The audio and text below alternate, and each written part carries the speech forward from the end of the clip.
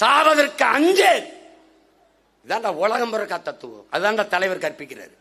சாக பயந்தவன் தரித்திரமாகிறான், சாக துணிந்தவன் சரித்திரமாகிறான். அது அவன் என்ன சொல்ற? ரெண்டே வார்த்தையில, சாவதற்கு அஞ்சேல், சரித்திர தேர்ச்சிகொள், சிதையா நெஞ்சுகொள், சாவதற்கு அஞ்சேலுங்கிறான். சாக பயப்படாதாங்கிறான். அவன் வேற என்ன சொல்றான்? மரணம் என்ற ஒன்றுக்கு பயப்படுவதாலேயே இந்த மானுட சகம் பல்வேறு துன்ப துயரங்களை தூக்கி சுமக்கிறது. மரணத்திற்கு அஞ்சாமல் மரணத்துக்கு துணிந்து நிற்பவன் எவனோ அவனை வரலாற்றில் மாவீரனாகிறான். அதை அவன் அப்படியே சொல்றான் பாரு. சாவதற்கு அஞ்சேல், சிதையா நெஞ்சு கொள், சாவதற்கு அஞ்சேங்கிறான்.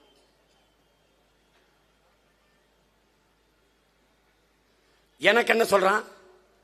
கத்தி பேசுவார்கள், சீமானும் தமிழும் கத்தி பேசுவார்கள். அவன் தான் கத்து கொடுத்துட்டு போனான். என்ன சொல்றான்? வீரியம் பெருக்கு வெடிப்புற பேசுங்கிறான். எப்படி வீரியம் பெருக்குனா? எப்படி போட போய் காலையில் 2 மணி நேரம் ஜிம்முக்கு போட, அடிடா 1/2 கிலோ மாட்டுக்கறியை போட, ஓடு தூக்குடா, ரெக்கை தூக்கி கிளம்புடா, வீரியம் பெருக்குடா, வெடிப்புற பேசுடாங்கிறான். அவன் பின்னாடி வந்து என்ன சொல்றான்? சங்கை முழங்குங்கிறான். சங்கே பேசு, சங்கே முழங்கு, நோ நோ முழங்கு, எங்கள் வாழ்வும் எங்கள் வளமும் மங்காத தமிழ் என்று சங்கே முழங்கு. அதான்டா முழங்குறோம். விடுதலை பெற்றவன் பேசுவதற்கும் அடிமை உரிமைக்கு பேசுவதற்கும் வேறுபாடு இருக்கு தம்பிகளே, வேறுபாடு இருக்கு.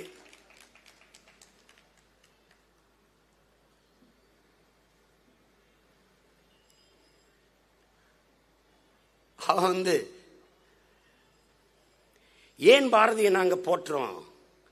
அன்பு தம்பி தங்கைகளே, வருங்கால தலைமுறை பிள்ளைகளே, தமிழ் இலக்கிய உலகம் வறண்டு போயிடுச்சு, ஒரு பெரும் வறட்சியை கண்டுருச்சு.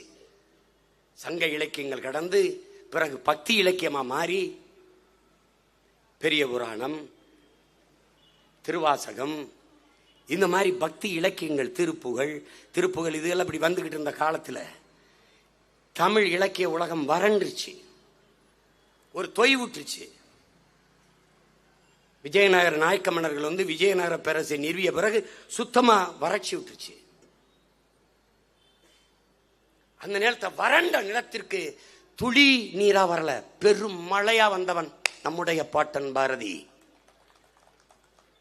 தமிழ் இலக்கிய உலகம் மரணித்து போன காலகட்டத்தில், உறைந்து போய் கிடந்த காலகட்டத்தில் ஒரு பெரும் பாய்ச்சலை புகுத்தியவன் பெரும்பாவளன் பாரதி, நம் பாட்டன்.